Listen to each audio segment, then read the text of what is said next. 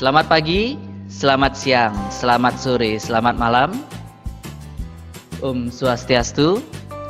Assalamualaikum warahmatullahi wabarakatuh.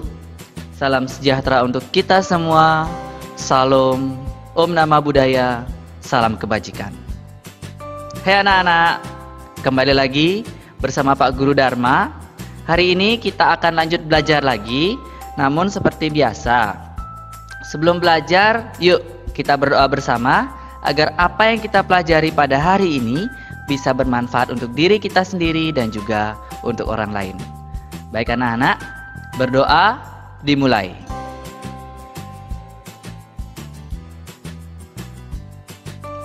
Berdoa selesai. Nah, tadi kita sudah berdoa. Sekarang ayo persiapkan dulu buku dan alat tulis kalian. Buku paket, buku latihan, alat tulis. Karena biasa di akhir video ini Pak Guru akan memberikan latihan kepada kalian semua. Jadi tolong dicermati videonya dengan baik. Hai semuanya anak-anak, kembali lagi bersama Pak Guru Dharma. Hari ini kita akan lanjut belajar lagi. Kita akan belajar tema 2, subtema 3, muatan pembelajaran IPA. Oke, masih bersama Pak Guru Dharma. Hari ini materi pembelajaran kita yaitu energi alternatif. Nah, di mana tujuan pembelajaran pada hari ini, Pak Guru harap anak-anak dapat mengetahui jenis-jenis energi alternatif yang dapat diterapkan di lingkungan tempat tinggal anak-anak masing-masing ya.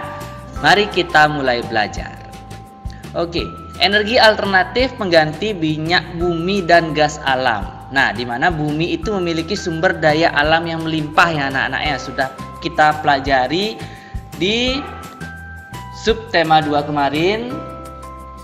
Dan beberapa di antaranya tersedia dalam jumlah terbatas dan tidak dapat diperbaharui seperti minyak bumi dan gas alam. Nah, jadi minyak bumi dan gas alam ini merupakan sumber daya alam yang jumlahnya terbatas dan juga tidak dapat diperbarui. Namun, energi alternatif atau energi terbarukan adalah energi yang berasal dari alam.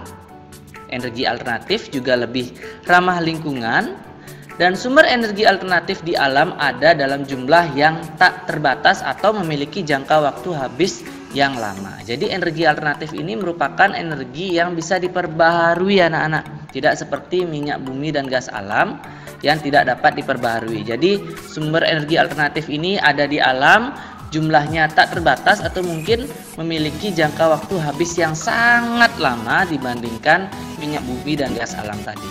Nah, apa saja sih contoh dari energi alternatif itu? Ini merupakan salah satu contohnya, yaitu sinar matahari.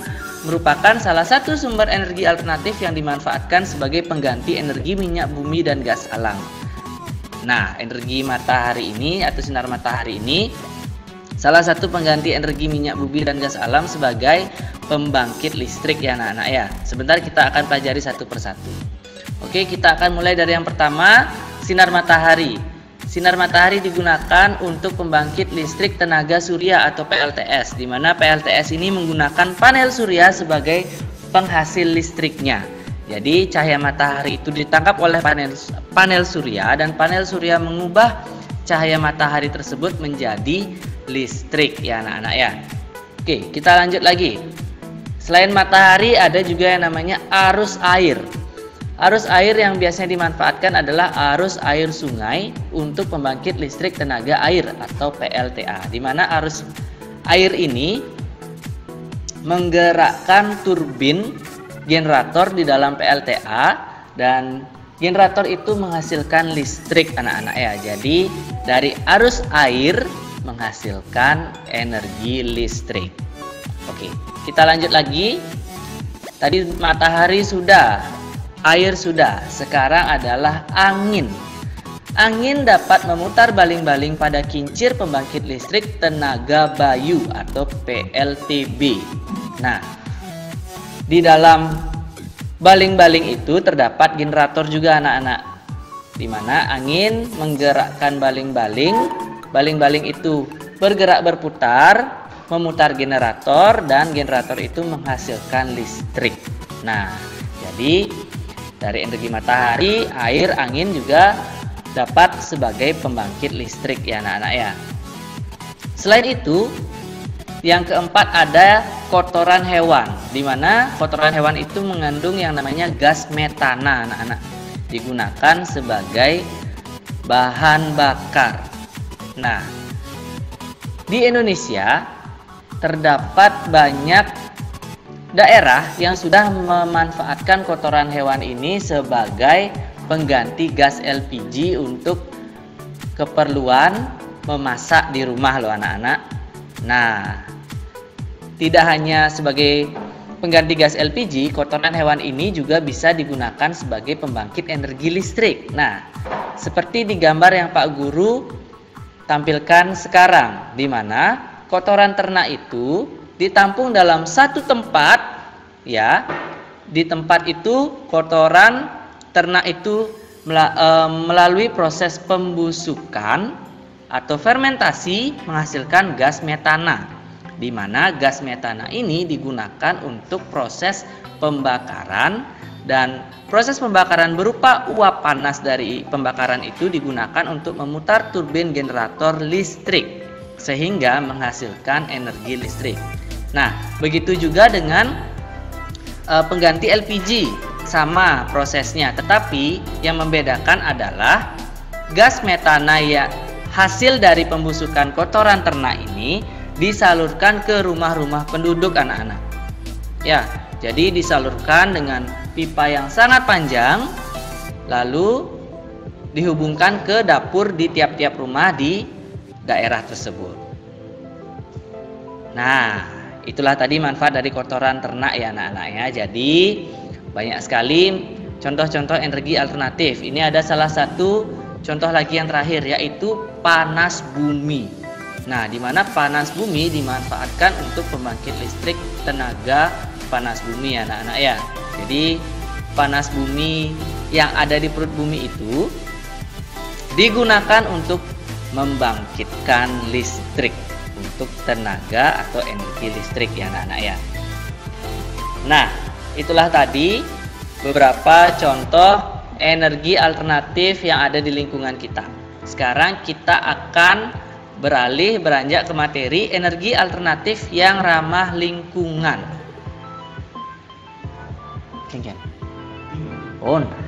Santai-santai. Ya, kita akan beranjak ke energi alternatif yang ramah lingkungan ya anak-anak ya. Salah satu contohnya adalah tumbuhan, di mana tumbuhan juga dapat dimanfaatkan sebagai energi alternatif. Salah satu tumbuhan yang bisa digunakan yaitu kentang anak-anak ya. Kentang, di mana kentang itu merupakan tumbuhan umbi batang yang dapat dimakan sekaligus menjadi energi alternatif. Nah, siapa yang di rumah sering makan kentang? Kalau Pak Guru sih sukanya kentang goreng loh anak-anak ya. Nah, dan kentang dapat menjadi energi alternatif pengganti baterai. Gimana sih proses kentang itu menjadi energi alternatif pengganti baterai? Mari kita lihat gambar berikut ini. Ya, jadi di kentang tersebut ditusukkan lempengan seng dan lempengan tembaga, tetapi dia terpisah jaraknya, ada jaraknya. Lalu menggunakan kabel dengan penjepit buaya. Setelah itu dengan lampu indikator berupa lampu LED anak-anak ya. Jadi seperti ini merupakan contoh baterai alami dari kentang anak-anak.